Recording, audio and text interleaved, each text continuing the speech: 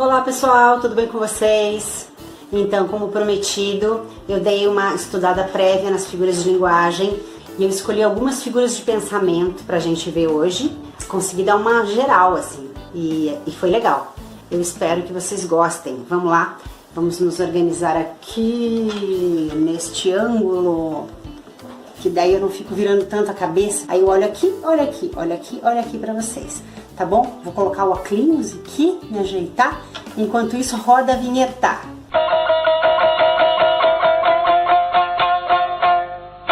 Então, pessoal, eu fui passando os olhos nas figuras, naquela listagem de figuras que tem na Wikipedia, e comecei a pensar, será que antítese e antífrase são figuras parecidas, tem uma diferença pequena, mas tem alguma relação? Será que eufemismo e disfemismo têm relação? Será que, enfim, antonomásia e paronomásia têm uma relação? Eu fui procurar isso e eu descobri que muitas não têm necessariamente uma relação, até é bem curioso. Antonomásia tem relação com paronomásia? Não tem. Paronomásia é a forma mais usada, mais correta, porque vem de palavras parônimas, mas não tem a ver, uma não é o contrário da outra. E eu comecei a perceber que vários nomes eram parecidos, parecia que um era o contrário do outro, em termos de sentido, e não são. Por exemplo, antífrase e antítese não são necessariamente contrários um do outro. Eufemismo e disfemismo, sim, mas antonomásia e paronomásia não são. É isso que eu quero ver aqui com vocês hoje. Algumas dessas figuras que confundem pelo nome, sabe? Que parece que é uma coisa e não é? Nós vamos ver isso agora, tá bom? Já vou começar por aí, antonomásia e paronomásia, tá? Vamos lá. A antonomásia é um tipo de metonímia. Parte pelo todo, todo pela parte, lembram disso? A substituição de uma palavra por contiguidade de sentido. Então, antonomásia ou perífrase, certo? É um tipo de metonímia, mas não é o contrário de paronomásia, não tem nada a ver com paronomásia. É um tipo de metonímia em que há a substituição do nome de um objeto, entidade, pessoa, etc., por outro nome, que pode ser um nome comum, né? Um gentílico, um adjetivo, certo? Que seja alusivo a uma característica conhecida e capaz de identificar uma qualidade universal ou conhecida do objeto, entidade, pessoa, etc. Por exemplo, Aleijadinho no lugar de Antônio Francisco Lisboa, que era o nome dele. O Salvador no lugar de Jesus Cristo. Um Romeu no lugar de um homem apaixonado. Interessante, outros exemplos de antonomásia. Filho de Deus, por Jesus Cristo, né? Não olhei ali na lista, mas me ocorreu. A terra do sol nascente, né? No lugar de dizer Japão, né? A terra do futebol, no lugar de dizer Brasil, certo? Isso é antonomásia. E rei do futebol no lugar de Pelé. Mas veja, não é oposto à paronomásia. A paronomásia tem a ver com o som. As palavras parecidas, palavras de sons parecidos, a figura de som. E essas são figuras de pensamento, tá? Ou de palavras ou semânticas, como a gente já viu. Ok, vamos passar então para antífrase e antítese, que parece que tem relação, mas na verdade não tem. Vejam lá, antífrase. Antífrase é um tipo de ironia, de sarcasmo, tá certo? E a antítese é paradoxo, é outra coisa, são ideias opostas. Ó, vou ler o conceito antes dos exemplos de novo, tá? Antífrase é uma figura de linguagem facilmente confundida com as figuras de ironia, sarcasmo, eufemismo e sátira. O seu uso pode justificar-se como forma de atenuação, eufemismo, né? Parecido com eufemismo, a atenuação de uma ideia negativa. Aqui um exemplo, né, de atenuação, né? Quando Dom João II decidiu renomear o Cabo das Tormentas como Cabo da Boa Esperança. Então é bem parecido mesmo com o eufemismo, né? Nesse sentido. Eu só estou colocando isso para vocês observarem como não tem nada a ver com a antítese. Ou tem, né? Tem a ver, mas é um pouco diferente, né? Antítese, já vamos ver o exemplo de antítese, vai ficar mais claro. Tudo se relaciona, as figuras se relacionam, pelo menos as figuras de pensamento, todas juntas se relacionam, as figuras de som e de construção já é outra coisa, mas as figuras de pensamento, elas meio que se interligam, sabe? Foi o que eu senti no meu estudo hoje. Antítese agora, consiste na exposição de ideias opostas, ok? Ocorre quando há uma aproximação de palavras ou expressões de sentidos opostos. Esse recurso foi especialmente utilizado pelos autores no período barroco, O contraste que se estabelece serve essencialmente para dar uma ênfase aos conceitos envolvidos, que não se conseguiria com a exposição isolada dos mesmos. Uma figura relacionada e muitas vezes confundida com o paradoxo. Vamos ver lá.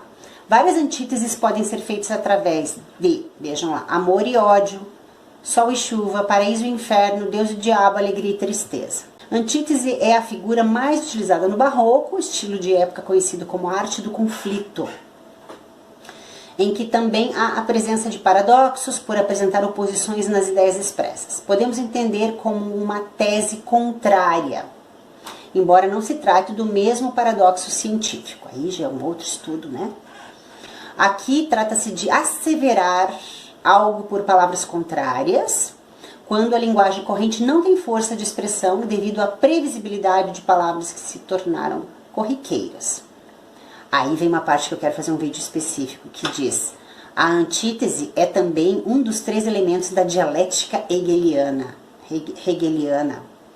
Tese, antítese e síntese. Eu tô bem a fim de fazer um vídeo sobre isso, tá? Muito bem. Tem um exemplo bonito aqui, que é um poema de Gregório de Matos, que é conhecido, que diz: nasce o sol e não dura mais que um dia, depois da luz que se segue à noite escura.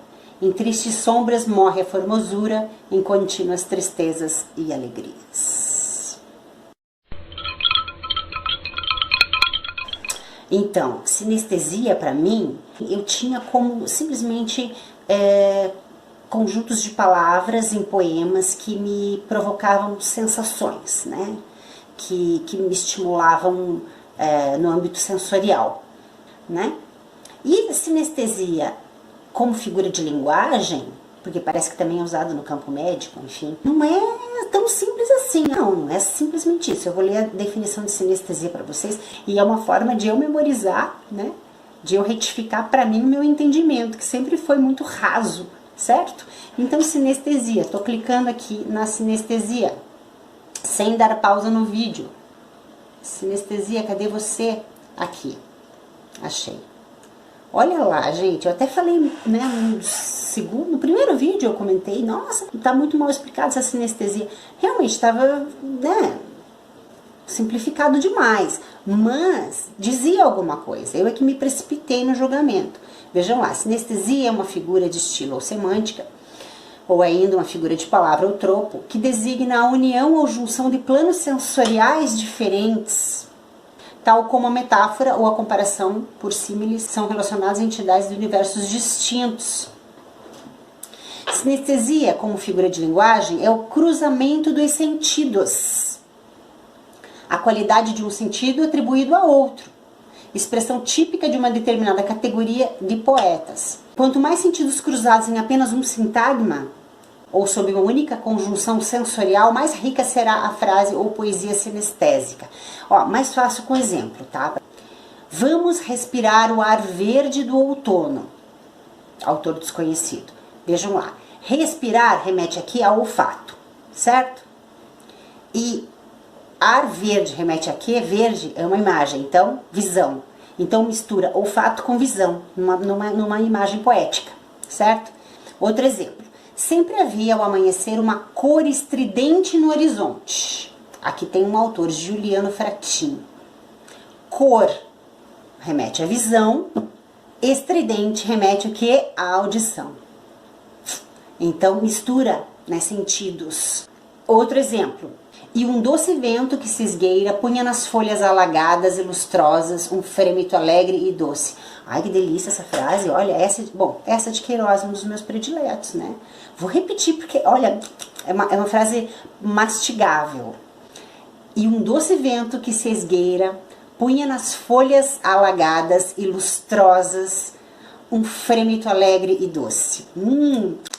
Doce, paladar, vento, tato. Sensação de tato. Gente, vou ler outros exemplos de sinestesia. Tirei o óculos porque eu acho que estava fazendo muito reflexo aí para vocês, né? Então, aumentei aqui a fonte da letra aqui no computador, bem grandona, né? E vou ler os outros exemplos de sinestesia agora, ainda nesse vídeo aqui, tá bom? Então, vejam lá. A melodia do pianista era doce e rósea em suas sublimes imensidões. Juliano Fratin. Não conheço esse autor, mas ele usa bastante sinestesia pelo visto aqui, né? Então, melodia remete a quê? A audição. Doce, paladar e rósea, visão. E um último exemplo que é de Luigi Fontanari, um outro autor que eu não conheço. Curtinho, mas também junta aqui, em poucas palavras, vários sentidos. Beijo, o perfume de uma voz violácea. Beijo remete ao tato, perfume ao olfato, voz, audição e violácea, visão. Olha que linda. Eu acho que sinestesia é minha figura de linguagem predileta, sem dúvida. Eu vou trazer exemplo também de poemas meus em que eu uso sinestesia. Eu já usava e nem sabia, né? Mas, enfim, aliás, eu não sabia dessa definição, né? De misturar sentidos e tal. Gente, vamos ficando por aqui hoje, então. Foram algumas figuras de linguagem bem bacanas, né, que nós vimos. Eu vou deixar vocês com a poesia da Sylvia Plath, tá? É uma americana que também viveu bem pouco. Tô tentando selecionar poemas que, de certo modo, suplantem ou sublimem, não sei, o sofrimento da vida dessas poetas, né? Principalmente dessas últimas 3 que eu apresentei, né? Das últimas 2, no caso, Flor Bela Espanca e Ana Cristina César. A Sylvia Plath também não teve uma vida lá muito fácil, e as 3 acabaram, né, se suicidando. Enfim, vamos pensar no poema, vamos ficar com o poema que elas deixaram. A vida vai e o poema fica. As vidas se vão e a literatura fica eternizada. Né? E é isso que nós vamos guardar dessas poetas, certo? Sylvia Plath, então, com vocês. Só me despedindo aqui de vocês, eu peço um like nesse vídeo. Quem ainda não se inscreveu, dá uma clicadinha ali no botão. Se quiser deixar um comentário, eu agradeço bastante. Nos vemos semana que vem. Eu estou de pé, mas preferi estar deitada. Não sou uma árvore de raízes fincadas, sugando minerais e amor maternal, para que a cada março eu resplandeça em folhas.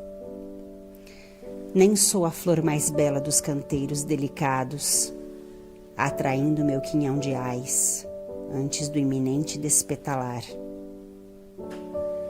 Comparadas a mim, uma árvore é imortal, e uma flor, conquanto pequena, é mais espantosa. Invejo a longevidade de uma e a ousadia da outra. Hoje, à luz infinitesimal das estrelas, as árvores e as flores espalharam seus odores na noite fresca. Caminho entre elas, mas não me notam. Às vezes imagino que dormindo sou sua semelhante. Penso obscura. É mais natural se estou deitada. Assim, o céu e eu conversamos sem segredos. Serei útil quando estiver enfim deitada. Aí as árvores serão mãos para mim e as flores demora.